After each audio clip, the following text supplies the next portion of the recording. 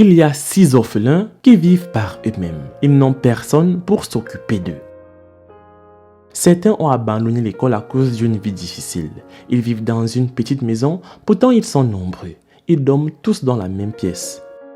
Les amis, allons rencontrer ces orphelins solitaires. Mais avant de poursuivre, voici la question du jour. Lequel de ces animaux est le plus dangereux? A. Une chèvre. B. Un lapin. C. Un serpent. J'attends vos réponses en commentaire et la réponse exacte vous sera donnée à la fin de la vidéo. Je suis l'aîné parmi tous ces enfants et celui-ci est le plus jeune. J'ai abandonné l'école quand j'étais au CM2 pour pouvoir m'occuper de cette fratrie. Je ne connais que 2 choses, la lecture et l'écriture. Cette vie difficile a commencé lorsque mon père est décédé en 2006 et plus tard, ma mère est également décédée en 2015. Nous vivions dans cette maison verrouillée avec un cadenas. Après la mort de ma mère, tout a basculé de haut en bas. On n'avait personne pour s'occuper de nous. Nous nous en sortons car nous travaillons pour la propriétaire afin de payer le loyer. Elle nous a donné cette maison dans laquelle nous vivons et nous a dit qu'elle savait que nous n'avions pas d'argent. Elle a ajouté que si Dieu nous bénit dans un avenir proche, peut-être que nous la bénirons aussi. Et cela fait maintenant 5 ans que nous vivons ici gratuitement. Voici la chambre que je partage avec mes jeunes frères. C'est là où nous dormons, 4 sur ce lit et 2 sur ce matelas là-bas. Sauf quand les autres sont à l'école, c'est alors que nous pouvons dormir librement. La raison pour laquelle nous cuisinons à l'intérieur, c'est parce que nous n'avons pas de cuisine. Alors on cuisine ici. On ne peut pas mettre la nourriture dehors car ça n'a pas une bonne image. Il y a des enfants qui vivent dans cette pièce. Ils ont été abandonnés par leurs parents. Ces enfants ont été envoyés au village par leurs parents et plus tard, à leur retour, leurs parents avaient disparu. Alors on vit ensemble comme des frères et sœurs. On partage tout.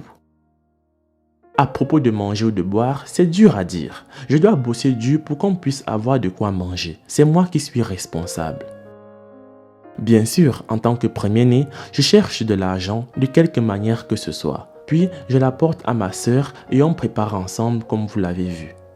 Pour moi, après avoir terminé mes études, je veux être danseuse professionnelle. La danse est mon hobby et je peux vous montrer quelques pas de danse traditionnelle.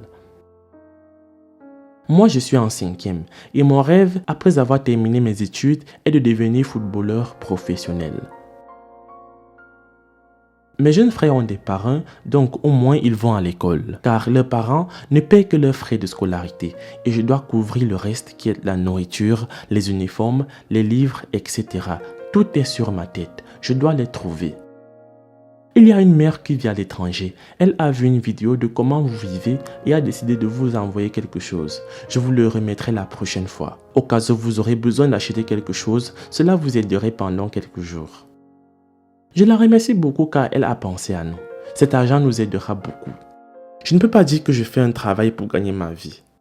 Il y a un endroit où je vais toujours danser pour des gens qui paient les frais de scolarité à mes frères et boivent du café. Et c'est comme ça que j'ai réussi à obtenir de l'argent pour les frais de scolarité. J'exhorte quiconque qui nous regarde à nous aider d'une manière ou d'une autre parce que nous ne sommes pas heureux dans cette vie difficile que nous menons. S'occuper de tous ces enfants est comme un fardeau pour moi. Même si je suis un peu plus âgé qu'eux, cela a toujours été une tâche difficile à accomplir. Les gens devraient m'aider à élever mes frères. Comme il est écrit dans les proverbes, faites confiance au Seigneur de tout votre cœur et vous vous appuyez pas sur votre intelligence. Différentes personnes ont ressenti le besoin de soutenir ces jeunes orphelins. Je ne peux pas dire qu'on s'occupe d'eux, car seul Dieu s'occupe des orphelins et des veuves. Il est le seul qui veille sur eux. J'étais avec la mère qui a aidé ses enfants et une fois, j'ai voulu prendre cet enfant le plus jeune et l'élever, mais les autres ont refusé. La mère de ces enfants était employée de la propriétaire qui est ma sœur. Elle a donné cette maison à ses enfants. Quand elle était en vie, leur mère respectait ma sœur et grâce à cela, ils avaient une bonne relation. Ma sœur l'a toujours aidée et lui a par la suite donné un travail. Quand leur mère est morte, ils ont dû rester ici. Ils n'avaient nulle part où aller. Je veux apprendre la conduite et la mécanique pour pouvoir réparer les véhicules en cas de besoin. Et maintenant, il y a une dame qui a payé les frais de formation pour moi. J'apprendrai n'importe quoi lié à la mécanique automobile et comment trouver un permis de conduire et espérer que je pourvoirai très bientôt à ma famille. J'ai vu ces enfants sur Afrimax TV et James 2.0. Mon cœur m'a forcé à faire quelque chose. Quand j'ai demandé à l'aîné, il m'a dit qu'il voulait étudier la mécanique automobile. J'ai donc décidé de lui payer la formation et de l'amener au garage pour qu'il puisse étudier ce qu'il veut. Je remercie chaque personne qui nous soutient. Elles nous ont donné de la nourriture, du riz, du sucre, etc. Encore une fois, merci à la mère qui m'a permis d'aller dans un garage et d'acquérir des connaissances et des compétences qui me permettront de me qualifier pour le travail. Encore une fois, je remercie la mère qui nous a donné une maison. Que Dieu continue de la bénir. La vie n'est pas toujours facile à vivre, mais l'opportunité de le faire est une bénédiction au-delà de l'entendement. Dans le processus de la vie, nous serons confrontés à des luttes dont beaucoup nous feront souffrir et ressentir de la douleur. Mais on ne sait jamais d'où peut venir la bénédiction. Sur la base des vidéos d'histoire de ces enfants, des personnes se sont rassemblées et ont décidé de créer un sous-groupe et ont commencé à collecter des fonds pour eux. Après avoir vu la première histoire de ces enfants, j'ai décidé de créer un groupe pour soutenir ces enfants. Les gens de YouTube ont rejoint comme vous pouvez le voir. Nous venons tous de YouTube. Aujourd'hui, nous sommes venus voir ces enfants en premier, mais nous avons le projet à long terme d'accompagner ces enfants dans leur quotidien par une éducation solide. Vous voyez qu'il y a trop de jeunes. Nous leur avons apporté de la nourriture et on a déposé de l'argent sur leur compte. Nous sommes là pour aider comme nous pouvons et c'est notre objectif. Nous sommes très heureux de voir toutes ces personnes réunies ici. Et à notre thème, je suis très heureux de les voir ici. Ils ont refait notre journée. Nous sommes très reconnaissants pour leur soutien. Il y a un parrain qui a acheté une grande maison de 4 chambres et un salon pour nous. Nous allons bientôt déménager dans cette maison. Il ne nous reste plus qu'à la nettoyer.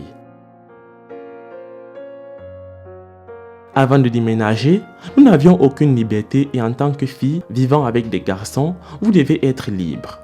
Aujourd'hui, je suis reconnaissante que nous ayons une grande maison et que j'ai ma propre chambre où je suis libre. La vieille maison était trop petite.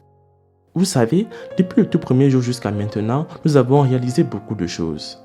Dès le début, des enfants qui luttaient avec la vie, pas de nourriture, pas de liberté, vivant dans une petite maison, ils ont de quoi manger maintenant. L'aîné est retourné à l'école et ils vivent dans leur nouvelle maison. Nous remercions tous ceux qui ont rendu cela possible, mais ils ont encore besoin d'amour pour grandir. Nous espérons que Dieu pourvoira et comblera tous leurs besoins. Les amis, c'est la fin de cette vidéo. La réponse à la question du jour était le serpent. Laisse un like si tu as trouvé. Moi, je vous laisse et surtout on se prend pour la prochaine fois.